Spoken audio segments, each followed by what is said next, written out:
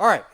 Welcome to Straight to the Heart with Eric Earhart. And today we have Emma Nixon with us. And she is a reentry specialist helping inmates to get their lives straight back. And with her today is also her co-worker, partner in crime, John Outlaw. And they are going to share with us a little bit today on how they help people reestablish their lives, re-enter society, and become productive in the pursuit of what God created them for, because we all have purpose. Nobody is worthless. And so today we thank you so much, Emma, for being with us. How are you doing? I'm good. We're happy to be here. Yeah. So, like you said, I'm Emma Nixon, and my coworker here is Mr. John Outlaw. We're Nice name, isn't that? Outlaw doing it's reentry. fantastic. Yeah, it's like, yeah. So if I'm going to be helping criminals, I might as well be an outlaw. There you I know go. that's right. Yeah. We're case managers and employment specialists with our local reentry council, and our council is currently funded by the Department of Adult Corrections, but we operate under OIC of Rocky Mount as the intermediary agency. I serve Gates and Chowan counties. He serves Bertie and Hertford counties, but we are all over the place all the time together. So if you need anything, reach out to either one of us, and we can work with you. And we'll make sure to drop links in the description below so that you guys can find them. We want to make sure you're able to connect because I know this is something that's really on the heart of so many people. Yeah, Yeah. Do you have a direction you'd like me to go? I do. All right, so let's talk about this. So what? There's an interesting dichotomy. Most of the people I interview on Straight to the Heart are pastors, are people in ministry, and we talk about the gamut: sex, drugs, and rock and roll. Like we talk about every facet of life. So this is an important societal issue that, from the government to families to victims of crime to people who have been caught up in life of crime to the church, like this is such an important part of life. Is how do we handle people who have committed crimes, and then how do we handle people after they've done their time, right? And so there's from the church world perspective, like the church is probably the most effective voice for both sides of that. So Christians generally are very law and order because Christians as we try to obey God, we try to live our lives a certain way, and we want society to operate and function in a very good way. So we become a very strong voice in government for law and order. But then on the flip side of that is we have Jesus telling us to do good to the poor, to help the needy, and specifically, Jesus says in Matthew 25, he gives this parable about if you did not visit other people in prison, you didn't visit him in prison, right? So Jesus literally takes on the role of an inmate as this kind of surrogate for people who are in prison. So traditionally, Christians really push for law and order and push for dignity and help for people who have committed crimes and served their time or are serving their time. So tell us from the state perspective.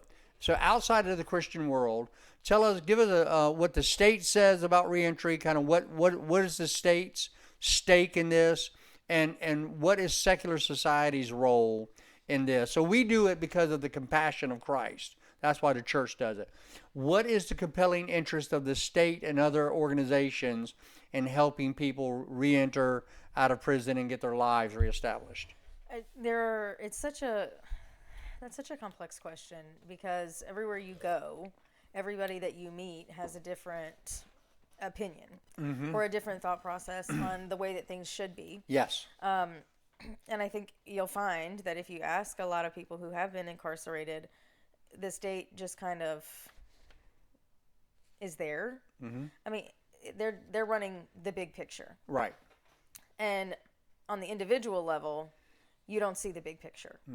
So they're doing something completely different that we're not really. We're attached to the state, but we're not handling back end things the way that the Department of Adult Corrections is. We're focusing on the individual level, and between us and our clients, the process of transitioning isn't just the release. I mean, you get out, you need employment, you need housing, you need education, you need some kind of support system, and freedom to individuals post-release isn't the finish line. It's the start of a complex process that lots of people don't know how to handle or navigate. And barriers show up pretty immediately. Sure. You come out, and if you don't have identification, you don't have transportation, you don't have health care, you don't have housing. Sometimes you don't even have your basic needs like food and clothing. Right. So we're in the position to help with the immediate needs where the state isn't. Right. So, but you're in partnership with the state. The state's kind of the funding agency here. So what reason did they give for wanting to do this? I know the state's role in incarcerating people because they're required to enforce the laws, right? They're required to keep the community as safe as they can practically. Right. So they have that requirement that citizens expect from the state. What was driving their desire to do the reentry piece? Did they give you any kind of feedback on that? Their goal is to lower the recidivism rate. Yes. I mean, that helps with funding because it's cheaper if people are out in society and being a productive member of society. That's right. It's cheaper to keep you out than to run you back through the system again. Yeah. Right. Yeah. But that was really the main goal that we've been communicated is that they'd like to keep the recidivism rate as low as possible, and it just helps with the general safety of the state's population. Exactly. If you're coming out of incarceration and you're not doing the same thing that got you in there in the first place. Yeah. So I want to emphasize this because it's so important for everyone out there to understand this. Because I speak at a lot of churches, I literally wrote a book about this issue for the 22 million people. There's 22 million Americans who have done their time and got out. There's 22 million of us running around out here. 8% of Americans have done time in prison. That's a huge population. That's a huge number. So when I go speak at churches and other places and I talk about this issue, there's often the kickback is, why are we helping these people? They were criminals. We could use these dollars and other resources to help people that haven't been in trouble with the law. And my response is always what you said, but I try to make it more personal, that the number one way to keep your family safe from people who have been in criminal lifestyle, because they're getting out. 98% of everyone who's in prison is getting out. Only 2% either stay for a life sentence or just die from natural causes or whatever reason in there. 98% of everyone in prison will get out and be back in your neighborhood one day. Right. So there's an economic piece to this of not having them reoffend, but the best way to keep your family safe from criminal activity is to help these criminals not be criminals anymore. Right. They're going to be back in your neighborhood, so how about we help them get a job somewhere? Right. How about we help them get established on their feet so that they have a stake in society that they don't want to go out and reoffend anymore. So that is the number one thing that I think people need to grab a hold of, is you are making society safer by helping people reenter into a healthy environment. Because that is going to cut down, and I've got some statistics on my website. If you go to ep2020.com, I have a whole helps page that has all the federal government statistics. But the truth is, the federal government hasn't done a good study on this. I think the latest one I had the numbers for was a study done from 97 to 2002, and it looked at recidivism rates. But the resource is still there if you guys want to take a look at that. Yeah, so this is the number one reason that people should support that, right? Is that it's going to make their community safer. Well, most of the time they're not going anywhere but home, so they're coming back to the only place that they know. Exactly. And it's to the general population's best interest to support people coming back into their communities. Sure. Sure. So, but people, there's a lot of talk in government, and you move in this realm. You and John move in this realm. I have to sometimes in the government funding space, in the grant space. You hear a lot of talk about holistic answers to things, right? Holistic responses to things. And so one of the problems is that people who have been in criminal behavior and been incarcerated, often the place that they go home to is the environment that spawned the criminal behavior in the first place. So how do organizations like yours help alleviate that issue?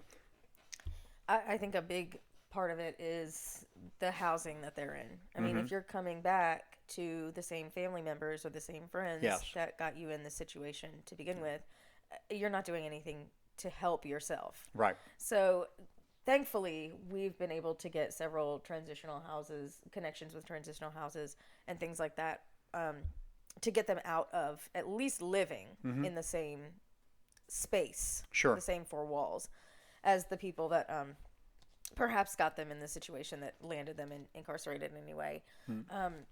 But besides that, being able to support yourself goes a long way. Yeah. And a lot of times people in rural areas like this are without stability.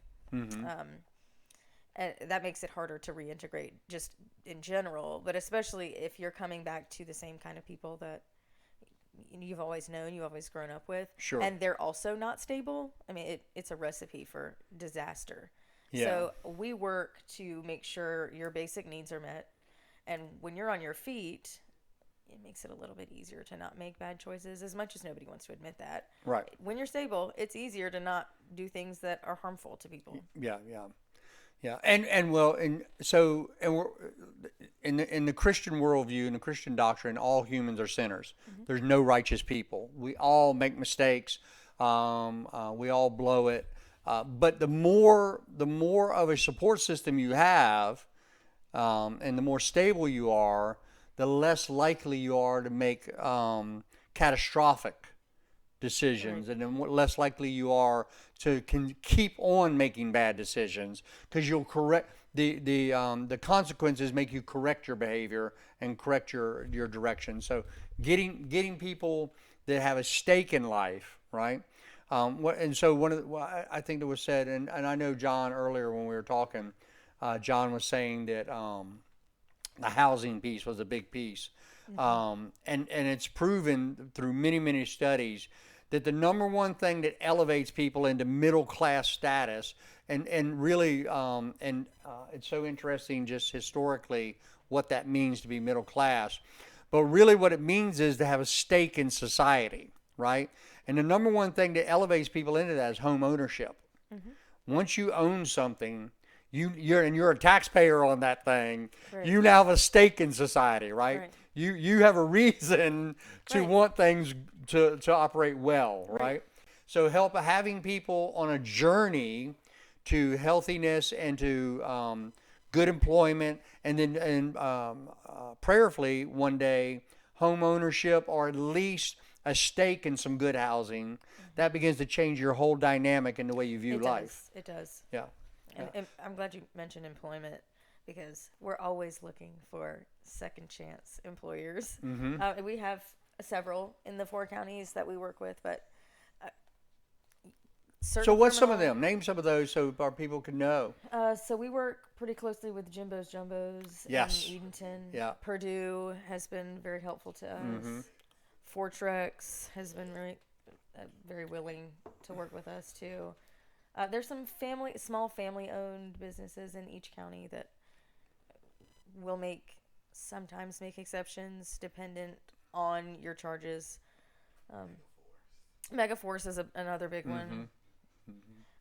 The mills in Gates County will work with us too. Yes. So they've been good. They've been Good. contacts. Yeah. And we've used several of those ourselves.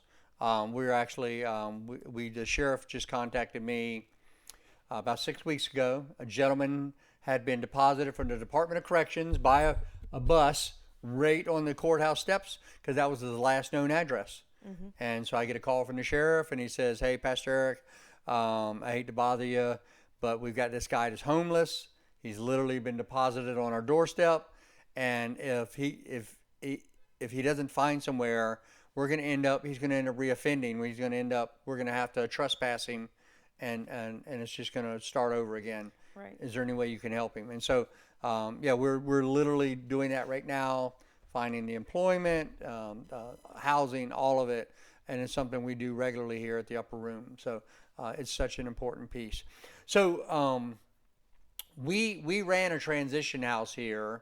It was two different physical facilities because we didn't own the houses. We were leasing them, and we had one for 3 years, and then we had another one for 5 years. But we ran a transition house here for almost 8 years in the county. It's a very difficult endeavor to take on. It is. Financially, having the right people that can run it, right? Not allowing the inmates to run the asylum. Like, it's a very difficult ministry, we would call it, outreach endeavor. What are some of the successes around here? What are you seeing any right now that are productive, that are functioning, and that are able to help in this reentry situation? Any transitional houses? Yes. Yeah, there's one in Edenton that is currently run by Loving Light Community Outreach. Okay. You've got one in Windsor that is run by Shalom Affairs. It's called the Faithful House. We've got one in a Husky that's like a boarding house. And that is owned by one of the commissioners out there. Yeah. So there's a couple more. Yeah, there's several in Hertford County. Most of them are privately owned. Right. So Right. there's no outreach ministry kind of attached to them right now. But thankfully we've had luck with a few of them because housing is hard in this area. Very hard, yeah. Well, it's a difficult thing even just for families, right? Not just transitionary people, but in a rural community, you're always going to have a lack of housing, right? And so and all finding four of our housing, counties, yes, are very rural. yes, Very rural. Some of the most rural in North Carolina. Yes. So what are some of the funding streams right now for transitional housing? Oh gosh, all of ours are either private or, that one's. All of them are private. They're all private right now. Okay. We've got one that's being worked on in Bertie as well, but that one is also privately owned. Yes. So it's people that decide they want to help make a difference and decide to do it. There's I don't think any of them have any kind of. In my experience, about 80% of transitional housing is a ministry out of some church and church people who have decided to take that on. Yeah. Ours are not right now. We'll take transitional houses where we can get them. Yeah. In this economy and the climate, the way that it is right now, we're very thankful for the few that we've got. Sure. Yeah, having any at all available around here is. Yes, because most of the private landlords for even apartments are not willing to take felons. Sure. Yeah. Or they are, but there's stipulations on what kind of charges they have, or what their offender status is. Right. So. Right. Yeah. So what? When someone steps out the doors and the Department of Corrections sends them your way, what is step one? Like walk me out. I just got out of prison. I'm getting out. Department of Corrections says, hey, here, contact Emma, contact John. You're going back to Gates County. That's where you grew up at. That's where you're from. Here's Emma's contact information. Walk us through what it looks like to help someone reenter. The first thing we do is figure out all of the needs for each client. So you do an assessment sheet, or? We have a software that we use to do all of our assessments, but we have to figure out, we we have 9 services that we provide. Mm-hmm. So we have to figure out which of the 9 you need. Okay. Most of the work is left to the 2 of us, because there's our intermediary agencies in Rocky Mount. So boots on the ground is John and I. Yeah. So if we're having a hard time with one of our clients, we talk frequently together to come up with a plan. Kind of Even collaborate and say, how are we gonna meet this need? Yeah. Well, even if we have to move them to a different county in our service area, Right. we're not opposed to doing that either. As long as the client is comfortable moving to a different county, Right. We can work with their probation officer to get their supervision changed to, if we have more resources available in one of the 4 counties, especially if one of our transitional houses is full and we need to get you in one, we'll gladly talk to a different county to figure out. As long as we serve in the area, we have to collaborate. We're very thankful that we get along very well, because there's no choice. Yeah. In these rural areas, there's no choice but to figure out what you have in a larger service area than just one county. I mean, there's no way that we could. It's literally just the 2 of us walking together. It is just the 2 of us. Yeah. Which is fine. Yeah. We have a really good working relationship, but it's a lot of figure out what you need from us, and then you let us take a second to figure out what we've got and what we need to find. Sure. So let's say someone already kind of has housing that they're able to go back to, family or something of that nature, because housing is obviously a big piece. You don't want to, they can't come out and be homeless. Right. So let's say we're dealing with someone that's they says, no, I got an address to go back to, but I still need some help getting on my feet. Where would you aim next then? Employment and education. Okay. As long as your basic housing, do you have transportation to get somewhere? Right. As long as you have a house and some way to get you to a job, I mean, our next focus would be employment. If most of you coming out is stable, let's get you to a place where not only are you stable, but you're thriving in your environment. So we help with education as well. Sure. I've got 2 clients that are Like through the community college? Yeah. So we work with the College of the Albemarle, Yeah. services Gates and Chowan. Roanoke Chowan Community College services Hertford County, and Martin Community services Bertie. So we have a pretty good working relationship with all 3 of them. I've got 2 clients right now that are about to go. One of them's taking a forklift operator course. One of them's Nice. taking the pharmacy tech course Nice. at COA. And Yeah.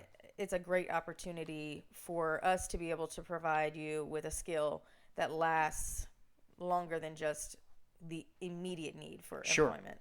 Yeah. Because he can take that forklift operator with him wherever he chooses to go. Yeah. She can be a pharmacy tech Yeah. wherever she'd like to be. A young man that we help in this church has been now 3 years a forklift operator for Amazon distribution in Suffolk, and the young man makes more than I do. Right. I've been pastoring here for 24 years, 23 years, and they're paying him like $27 an hour as a forklift operator. Right. The trades are so important now. Yeah. And we have 3 community colleges that have good trade programs. And as long as we can help with the funding, I mean, you'd be surprised how willing our clients are to make the time Yes. to get the training and the education that they need to provide themselves more stability. Sure. So, but then you're clashing with, well, I have basic needs of food, so education, you're not making an income while you're going to school. Right. So what are some other ways that you help people meet basic needs? So those basic needs, we've got thankfully, all 4 of the counties have a food pantry readily available. We can help with things like clothing for jobs, for training. If you need a work uniform, we can help with that. Right. If you need a little bit of help with the rent, we can help with 3 months worth. So it gives you we give you a little bit of a buffer to get on your feet, to take some kind of training that doesn't take very long, because we're not helping anybody get a bachelor's degree. Right. But if you're interested in a trade, that won't take you Right. very long and Yeah. will get you ahead Yeah. in your employment.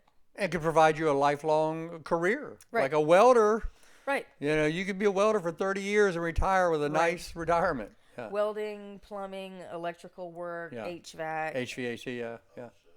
OSHA training. They Yeah. have several of those. Yeah. I mean, working with the DOT will help. Yeah. Do they still have the barber school over? One of them does. Yeah, Roanoke Chowan. Roanoke Chowan, yeah.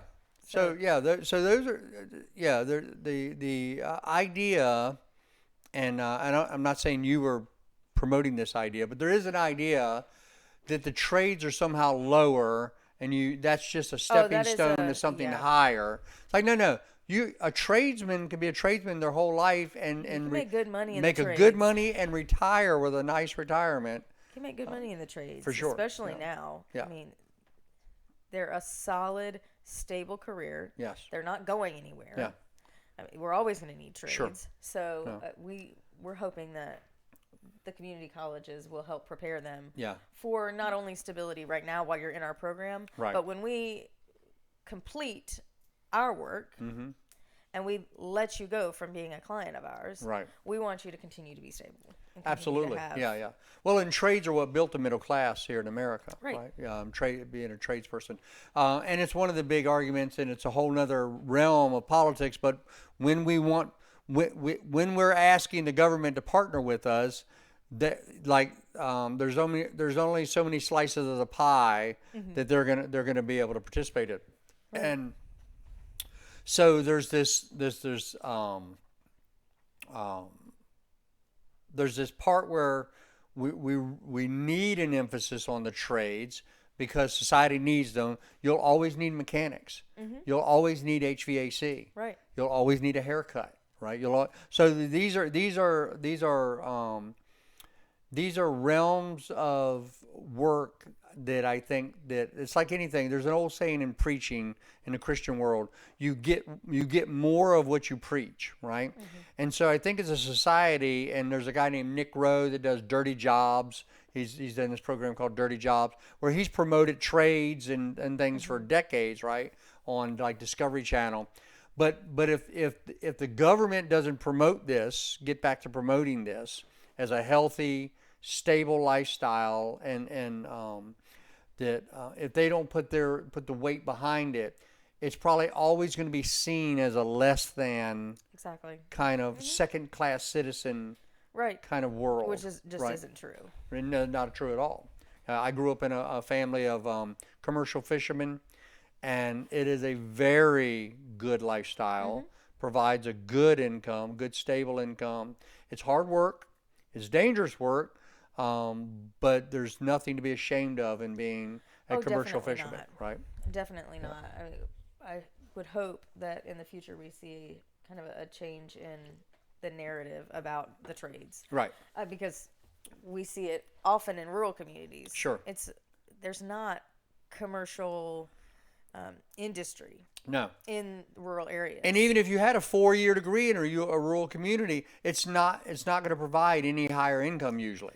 No, it is not. Right. So, often you're making payments on a college degree you got, and it did not get you a higher income. No, it didn't. So this way we're giving them the opportunity to build a career, starting off with no loans. Right. No any sort of baggage that comes with a 4-year degree. That's right. You just finish your trade. Yep. And you move on. You find some kind of stable, either someone to work under, or a company in the area that's local, family owned. Sure. Thankfully, the family owned businesses and guys that work for themselves have been pretty willing to hear us out. Now, one of the interesting pieces of this puzzle for me, so I actually, I was sentenced for cocaine trafficking, and while I was in, I went to 8 different facilities. They just moved me all over the state. It was just kind of a weird time. But I was at one facility for a good length at a time that I was incarcerated. And I was able to get an associate's degree in automotive technology through a local community college that provided it. So I could have just done the tech course, or you could have went ahead and added the math, English comp, public speaking, and all of it to fill it out to a degree program. And so I did that while I was in there, and I was able to get an automotive degree, and it was something that I enjoyed, had done all my life.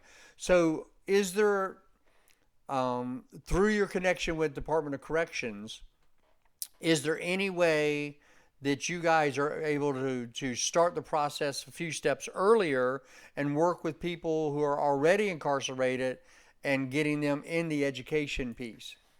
Education, I'm not sure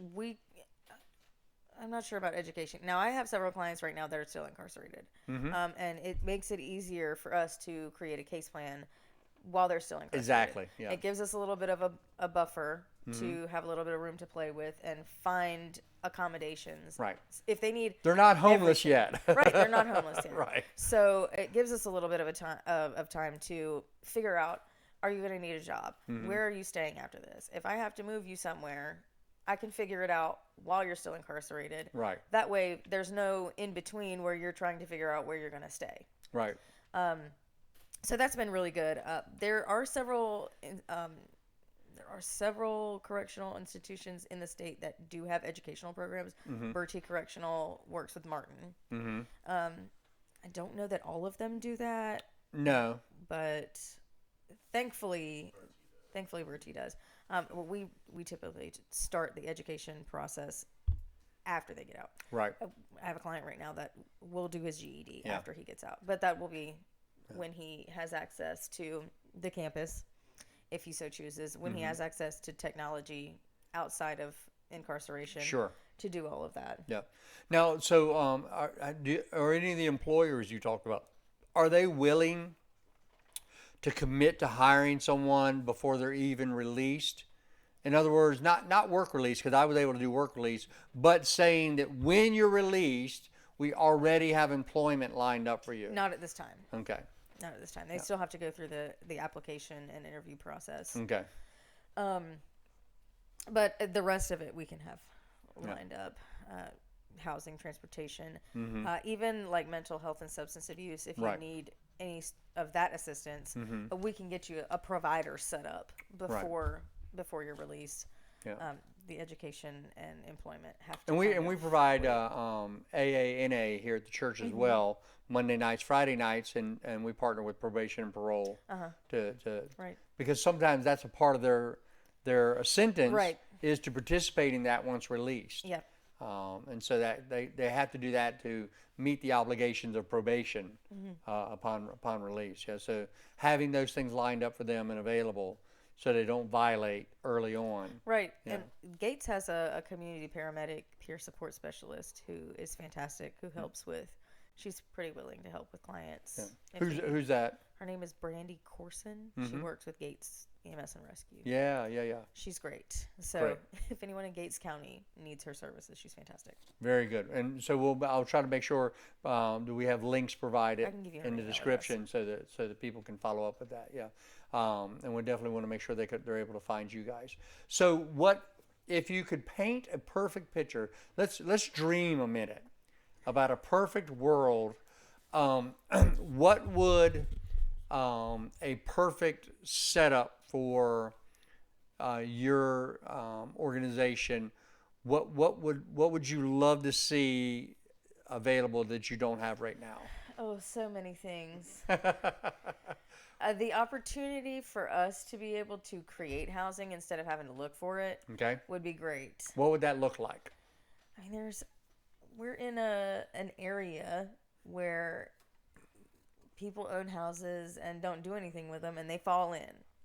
Yes. And it would be the dream would be for us to gobble all of those up before they are too far gone. Right. And turn them into not only housing. I mean, it doesn't just have to be transitional housing for people that are justice involved. Yes. But to combat the housing drought Yes. that is the rural areas Yeah. in North Carolina. You're singing the song of my heart. We have tried, and we had those two houses, the same thing. And what we found is so frustrating, and then to see all those empty houses just. Oh, yeah. And I watch them. I've literally watched them over 2.5 decades. The houses that I've tried to get a hold of, just watch them crumble. And it's because they're usually tied to family disputes. They're tied to generations, children of children who will not. Or they're tied to farmland, and nobody wants to break them off the farm. Yes. Yeah. But ideally, Yes. Ideally, if we had we could get a hold of these houses. all the money Yes. and all the time and all the energy in the world, Yes. John and I could do some home decor. Yes. We could do some renovations. But Get a home makeover, we could. reentry style, right? Yeah, we could. But we're working with what we got right now. Yeah. So ideally, there would be a ability to create housing and not just have to find it. to find it. Yeah. Yeah. That and transportation. Okay. Housing and transportation are hard. What do you mean by transportation? Public transportation or people owning their own transportation? Both. Okay. I mean, a lot of people that are incarcerated are coming out with no transportation. Right. So they don't have access to public transportation because there is none in some. They're in a rural area, right? And they don't have access to a car because you have to have money to buy a car, and you don't have money. And because insurance and your driver's license And some of them don't even have identification. Thankfully, there is a program in the prison system now to try to get everybody that's being released their identification prior to release, which is a great program. yes. But if you don't have identification, you can't drive. Right. If you don't have money, You can't buy a pack of cigarettes. Right. If you don't have money, you can't drive. Right. If you don't have insurance, you can't drive. Right. So it's hard. Yeah. These areas are not walkable. Right. I mean, we could maybe do a bike, but you can't walk. I mean, Right. you can't walk in Bertie County. Yeah, Bertie County's huge. You can't walk in Gates County. Yeah. Yeah. So the person that I was just discussing that the sheriff called me about, we're actively trying to find him a scooter as a first step to transportation here in a rural community until we can get him an automobile. Right. It's a real issue to live in a rural area where shopping is, in our case here in Gates County, shopping's anywhere from 30 minutes to an hour away, depending on where you want to go shopping at. Right. Yeah. I mean, you're going to Suffolk, or you're going to a Hosky, Right. or you're going to Elizabeth Eatonton, City, or Eatonton, right. yeah. You're not going to anywhere in Gates County. No. To get your necessities. Nope. So we can't buy cars. Nope. We can pay for gas cards, but you have to have a car to use the gas card. Sure. We can pay for bus passes, but bus passes for what? Right. There's no to where? bus here. Yeah, right. So, right. So, and then there's an issue, and this is something because we've donated many cars over the years here, helping people in this way, and somewhere in the order of magnitude of 15 cars that we've given away. And what I found is that number one, you're already dealing with a cheap vehicle, Right. right? And so that requires someone that has some sense of mechanical aptitude to maintain it. Right. Because it's not a get in and drive it every day, and not check the oil. Like you can go buy a brand new car and be irresponsible with it, because it's brand new. It'll last for a while, For a little bit, before you break it, right? But if you're an older vehicle, it requires you to be a little more attentive to it, to maintain it, to keep it functional for a while. And what we were finding is that we would spend a lot of money to fix these cars, put brakes on them, do all kinds of stuff, but they were still older vehicles. So we might put all brand new brakes on that thing and tires on it, but not a couple of weeks later, something else goes out on it, and the person would just park it and leave it versus trying to get it repaired and try to, follow up on it. And so there's the transportation piece, and again, this is from experience. It has a whole nother complicated component to it. Right. When you're dealing with people that are already a little dysfunctional in their lives, and you're trying to help them with something that's not the newest thing going, right? And even a lot of our clients are ready to work, ready to get back on track. Yes. But if you can't drive to work, right, you can't walk to work here. Exactly. It ain't happening. So Yeah. there are so many barriers that Sure. perhaps people that have never been incarcerated or have never worked with anybody who has been incarcerated Right. maybe take for granted. Exactly. Well, and that's why those reentry simulations are so important. Very. Right. The one that Trillium Health put on here at the church. I'm actually trying to. I want to do that for my denomination because I feel like that if we could get 300 pastors from my denomination to come participate in one of those, even 50 or 60 pastors, Yeah. it would change their whole dynamic of how they see It helping the absolutely would. incarcerated population. It's right. important to kind of understand the dynamic that is post-release. I mean, For sure. Yeah. it's a maze, one that most people do not have somebody to help navigate through. That's right.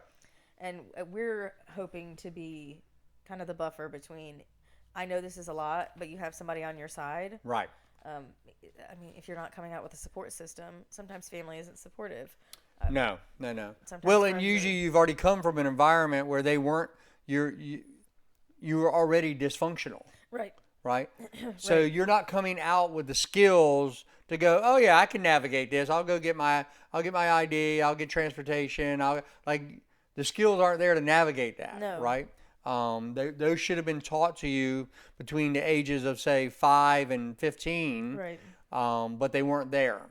And so, and when people don't realize, and for those who are watching, I really want to emphasize this, that who you are, and this is why, the empirical data is that a two-parent household is so key to good development, because who you are is pretty much set in place by the time you're somewhere around 6 to 8 years old.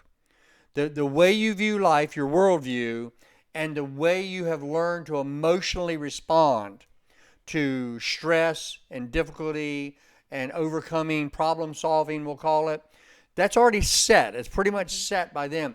And by the time you're 15 or 16 years old, and what I'll call early onset adulthood, right, is coming in, you're almost unteachable by them. Not because you're a bad person. It's just all human. Ask any good family, and their 16-year-old would tell you their 16-year-old knows it all, right? So if you haven't had early intervention, you're now really behind the curve trying to help a 30-year-old learn these life skills, right? So you're really it takes tact, it takes finesse, it takes a lot of encouragement, and it takes patience, because you're basically saying to a 30-year-old, look, I'm not against you, I'm for you, but we need to go back and help you learn a lot of things that would have been really helpful to know Right. before you were 15 years old. On top of that, they're navigating the justice system as well. I Sure, mean, yeah. They're at a deficit now, right, with that. Yeah. Right, and they're still focusing on, a lot of them post-release are still under some kind of supervision. Right. So you're worried about probation. You're worried about making sure you're meeting those deadlines. On top of, I still don't have a house. Right. I've got to go meet my probation officer That's this right. week, but I don't know where I'm going after I leave. Yeah. And I'm not sure how I'm going to get there. Yeah. So we're helping kind of mediate Or pay for your probation or fee. pay your probation fees, Right. which we don't do. But to be clear, we don't pay. Yeah, you're not funding like don't flood them with phone calls. They're not going to pay your probation fee. No, we're not paying those. But we're helping with the rest of it. Right. As long as you can do what you're supposed to Yeah. with your probation officer. I mean, and a lot of times they're doing things like drug testing as well too, which Yeah. we're not drug testing, but we're doing kind of the rest. You handle getting to your probation and we can help with transportation to your probation Yes. officer. Yeah. However, once you get there, please have the cash available to pay your probation officer. Yeah. But in the interim, Yeah. where are you going after Right. your probation officer? Right. After your meeting with your probation officer. That's right. What are you doing with your time outside of that? Because Yeah. if it's not being productive, let's pivot to, let's find you a job. Let's figure out what you're going to do next. Right. Because maybe you don't want to work at Jimbo's Jumbos forever. Yeah. Let's figure out what you want to do next. Sure. Let's help you make a plan to Yeah. find out what your path looks like going forward. Yeah, yeah. Because our program wasn't designed to fix the immediate problem and then let you go and you fall apart again. Right. Our program was designed to let's get you on a path Mm-hmm. that looks like stability past our reach. Yeah, yeah. Let's get you on the right path, and then let's see if you can stay on the right path. Right, Let's right. make sure you have everything. Not everything, because Yeah, we're in a no, rural no. area. Right, And we're yeah. not superheroes. Yeah. Most things. Yeah. Most things Yeah. to set you up for success looking to the future. Sure. Well, helping people move beyond the immediate gratification of need to long-term planning and having goals for life and things of that nature. Right. Right. Yeah. Because a lot of our clients do want stability. Sure. And they're coming to us because they're not coming to us because they got told they had to. Yeah. They're coming to us because they want to make sure their life doesn't look the same as it did 5 years ago. That's right. Exactly. Like the goal is to Yeah. get on their feet and not just survive, Yeah. but to thrive in an environment that perhaps hasn't right. been the best. Yeah. When I do ministry small groups in prison, when I go into the prison, one of the things I like to say is, let's do a dream exercise here. Where would you like to see yourself 5 years from now? Right. Right. And begin to get those kind of juices flowing of planning for the future and believing that some of these things can happen. Right. Understanding there are setbacks. All goals change a little bit, but at least believing that 5 years from now, my life can be better than what it is today. Right. And we're very honest with clients. Like, we're going to leave you. We're not walking with you forever. Right. So while we're walking with you, let's do everything that we can to That's make right. sure you're going to be fine without us. Yeah. Because we have other clients. That's right. At some point, we have to let you kind of do your own thing. And hopefully your own thing looks like Right. being Right. stable without us. Yeah. So, well, let's deal with this piece of the puzzle for a minute. And this is really what I really focus on the book here is that when you're dealing with incarcerated individuals, you're already now saying that we're dealing with felonious cases here. These are people with felonies. And so that's a whole nother barrier and handicap Correct. that people deal with, right? The fact that you didn't just get a probationary sentence, the fact that you were incarcerated. Now, there are a couple in North Carolina, there's a few misdemeanor crimes that can get you 6 to 8 months incarcerated. But generally speaking, those will be usually suspended and you'll get probation. And you only do those 6 to 8 months if you violated probation enough times, right? Right. Generally speaking, when we're dealing with an incarcerated population, we're dealing with people who have committed felonies, right? So now there's a barrier to employment, housing, education that's tied to the idea that you're a felon, right? Yeah, so your felony status affects your ability to receive benefits from social services. Right. It affects your ability to receive housing vouchers or even get into things like public housing.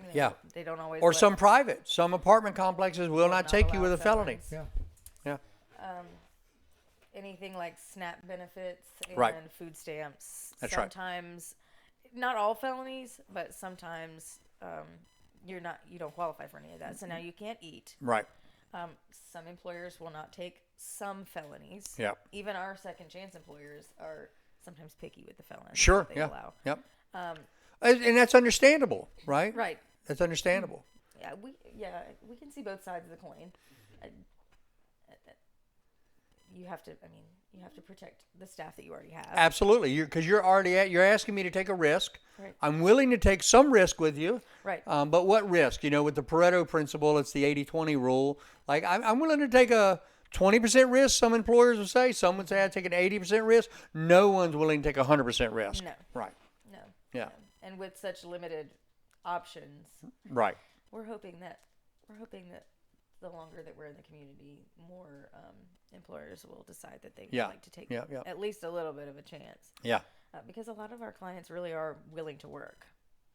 So Yeah. they are good workers. Yeah, for sure. Just made a bad choice. Right. Or Yeah. several bad choices, and everybody makes bad choices. That's right. Yeah. We're all about having a little grace. Yeah. Yeah, we all need some, right? Right. Yeah. And sometimes people just don't get caught. Yeah. And they don't end up incarcerated. Well, that's what I hear all the time when I go speak, right? And I share my testimony, and people will come up to me invariably after every time I go speak. They'll come up and say, I did the same things you did. I just never got caught. Right. Right. And we're working with people that did get caught. Right. People like me. You might work with people that didn't get caught and did the same thing. Yes. And you just wouldn't know. Right. So we're hoping to be a little bit of a buffer between our population and the communities as a whole. Sure. There is sure. a need for a mindset to change. So the felon piece is real. Your application will say, have you committed a felony, and things of that. So I've been fighting that battle now for several years, legislatively and within the church, to kind of remove that stigma. There's a whole historic piece to that. We talked about this earlier, but for those who don't know, that traditionally in America, you had lesser crimes, what we call misdemeanors now, and then you had infamous crimes, where we get the word felony, felonious, right? It was infamous, and those were usually capital offenses: rape, robbery, murder, right? And to this very day, when people think of felony, those are the first three things they think of. Right. Rape, robbery, murder. But they don't realize that you can write a $200 bad check and it can be a felony, right? So people don't realize how this idea of felon has expanded so hugely in our society that you can get, so any amount of a Schedule I drug, let's say cocaine. So you could have a piece of a baggie in your pocket with the residue of cocaine in it. And if they scrape that residue off and test it, and then test positive for cocaine, you will be charged with felony possession of a Schedule I drug, right? Mm-hmm. Any amount of cocaine is a felony. Now, often those get plead down, but if they don't want to plea it down, you're guilty now of a felony for residue on a baggie, right, in your vehicle or something. So I don't think the average population realizes how we've expanded the idea of felon. Lots of things can be a felony. All sorts of, it doesn't have to be crazy. You did something crazy to somebody. I mean, there are lots of white collar crimes that are felonies now too.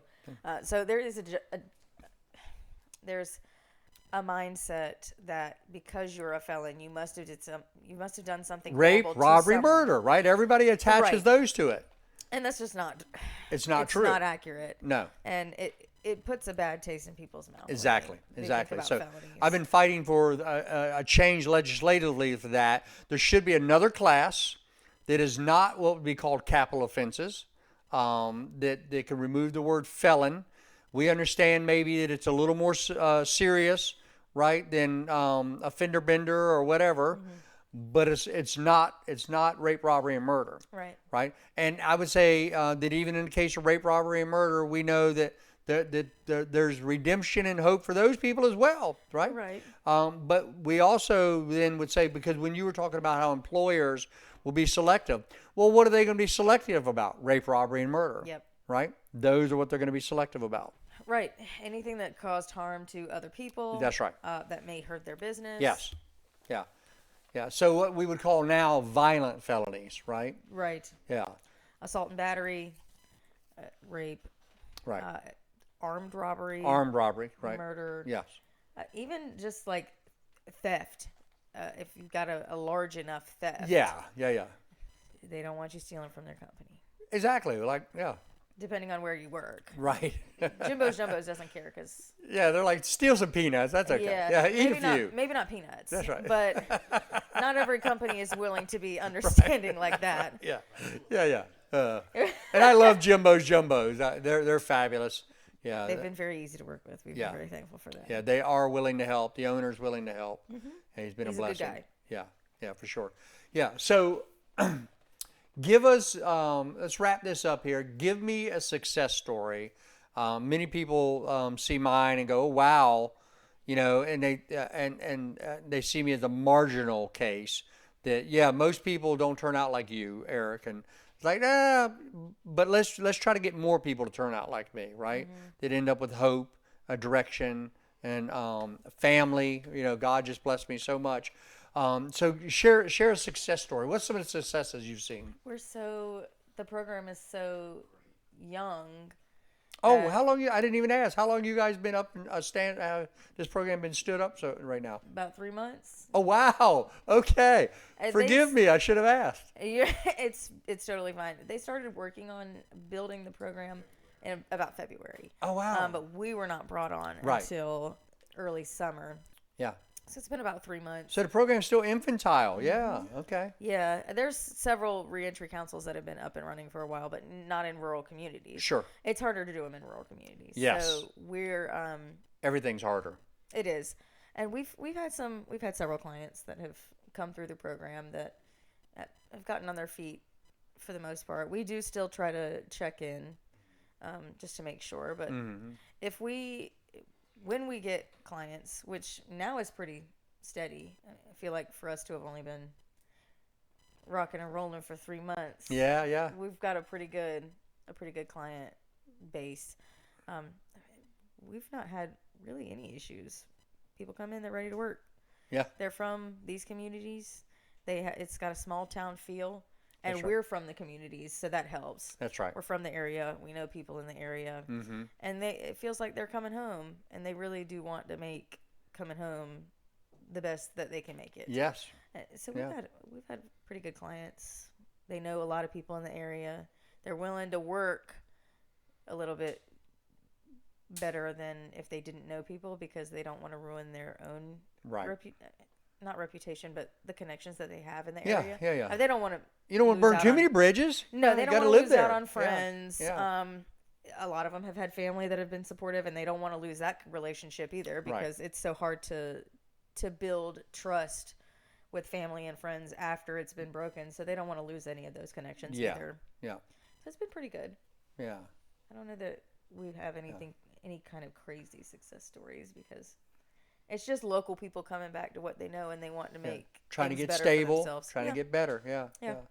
Yeah, very good. Yeah, so one of the again, I emphasize to people all the time, 98% of incarcerated people will come home. So if they're coming home, we should be figuring out how to help them get reestablished to as a cost benefit to society, as a safety benefits for society. It's in the interest of all of us to help people reenter well back into society. It is. Yeah. The other thing that I like to emphasize for people is that there's 22 million people like me out here. We did our time, we paid our debt to society, and we're just out here trying to get our lives back together. Right. And as few barriers as possible we can face Exactly. is going to make life better. Because a reentry isn't just a corrections issue. It's a community issue. That's right. And when people succeed after incarceration, the whole community benefits. That's right. So that's our goal, is to kind of bridge the gap between, we understand that there is some prejudice, and there is a little bit of maybe a bad taste Yeah. in people's mouths about justice involved individuals. Sure. Well, recidivism rates are high in some classes They for are. sure. Yeah. They are. Yeah. And I feel like just with the right resources and a little bit of patience and compassion, it could go a long way. I mean, Yeah. people really do want to rebuild their lives, and maybe there are some that do not. But the vast majority of the people that we've spoken to just want to do better for themselves. That's right. Yeah. And it's easier when they have a community that doesn't turn their nose up at them. Yeah. They're just people. I mean, Yeah. we're all just people, and we treat our clients like the people that they are, Yeah. ready to come back and do the work and be better. It's just, it's not that hard to be nice to people. No. No. On Yeah. an individual level, which is really what we are. I mean, we're speaking to clients individually. It's not that hard to just talk to them like a person, Exactly. Yeah. Yeah. despite whatever choices they may have made. That's right. Yeah. Yeah. Well, no, and that's one of the beauties.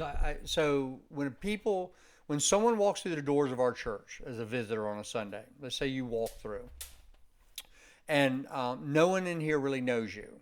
Okay, you're a visitor. You're a guest. We don't really care what your background was. Right. Our arms are just, hey, come on in, have a seat. And that ability to give people grace and not caring where they come from or what they've been through, right? But saying to them, today you're loved, and from here on, you can walk out a journey of a new life, right? That's the message of the gospel of Jesus Christ. It's always about a new life, right? And it's that it doesn't matter what you've done before. From this day forward, life can be better, Right. right? And that is literally there's no other message to the church as a whole, the Christian church, the Catholic, Protestant, evangelical church. The message they share of Jesus Christ is one of new life that starts today. Wash the old way, and let's get going now on your future, and talking about an eternity, right, in the future. So my belief is, and I think that this is something, and I don't know if you guys have put together this component yet, but I believe it's probably one of the biggest components to this, particularly in the South and in the rural community and the Bible Belt, is finding a church for people getting out of prison. To say, find you a local church. If your family doesn't have a connection one, you find one. Right. And get connected with people who believe in you, and a community that will encourage you and propel you to be a better you. Well, that's one thing that our rural communities aren't lacking in is churches. Right. I mean, there are so many different options for churches in the area, and we certainly don't push people if that's not what they're interested in. But if you're interested in a community, there are lots to pick So you from. don't have a And faith coordinator there at OIC that says, don't. hey, we'll help you find a church? We have me and John. Oh. Yeah. That's it. So we don't. We do have a good relationship with several of the churches in the 4 counties that we serve, and we do point them in that direction if that's something that they're interested in. We've got a pretty good relationship with the Job Corps in Ahoskie at the Gathering Place, and they have a religious component to their program. They have like a little job boot camp kind of thing. Yeah, I'm on their board. Yeah. They're great. Yeah. We love them. Yeah. They have food and clothing also. Yeah. Brother Woody's amazing, and He's there. great. Yeah. We speak with him frequently. Yeah. And they have some connections to some housing up there too. So Yeah. that Yeah. makes it easier for us when you can get them into a program and the program has more than one thing that they need. Yeah. Now you got it in one place. You don't have to go to a million places to find housing and find you somebody that can help with job searches, because Right. we can do that. Yeah. But to have someone we're not always in Ahoskie. So when we get them in their program, they help with like resumes and stuff too, which Sure. again, we can help with. Yeah. But if you're already in a program that you're seeing people several days a week, Mm-hmm. I mean, they know, they do know what they're doing. Yeah. And they make good relationships and build rapport as well, which Yes. is important. Yeah. Great program. Yeah. Good. Awesome. All right. Well, leave us with a hopeful note here. What do you hope to see? You're 3 months into this. What are you dreaming about? Where do you want to be next year this time? I don't even know. I don't know that I have any major plans other than to help people. I mean, John and I are here to help the communities that we serve. So I think the only thing that we want is to have helped more people than we have right now. Yeah. I think it's pretty simple. Yeah. As far as the two of us go, it's pretty simple. Yeah. We want to get in there and help people and get out. There you go. That's all we want to do. There you go. Anything that we can do to help, we'll do the best that we can. So if you all ever need anything, you can call us. Yeah. Either one of us. If I don't answer, he'll answer. Yeah. And he'll track me down. You're always available. Well, within reason. We're available frequently. You can Very email us anytime. Yeah. Don't expect us to pick up the phone at 10 o'clock. Yeah. We're not going to give your phone number out, but Please we are don't. going to give your email out. That's fine. Yeah. We email frequently. There you We'll go. email you anytime you want to email us. Very good. Well, John, Emma, thank you so much for being here today. Yeah. Yeah, I appreciate this. It's Thank dear you to for my having heart. us. Yeah, and I'm really hoping to see um, your program expand. Yeah, that would be great. And I'm gonna probably I'll send this episode to a couple of North Carolina legislators and see if we can maybe either continue or increase the Department of Adult Corrections funding. Make sure this thing stays alive. Yeah. Yeah, yeah. I That would believe be in you. great. Well, Yeah. thank you. Yeah, we thank God for what you're doing. We All right, guys. appreciate that. Yeah. Well, we appreciate you joining us today. If you have any comments, questions about reentry, if you're like, you just hate people who are criminals and they shouldn't never get out and do anything, well, leave a comment because I would like to respond to that and convince you that everybody has value and their lives are worthy of redemption. God bless you and thank you for joining us today on Straight to the Heart with Eric Earhart.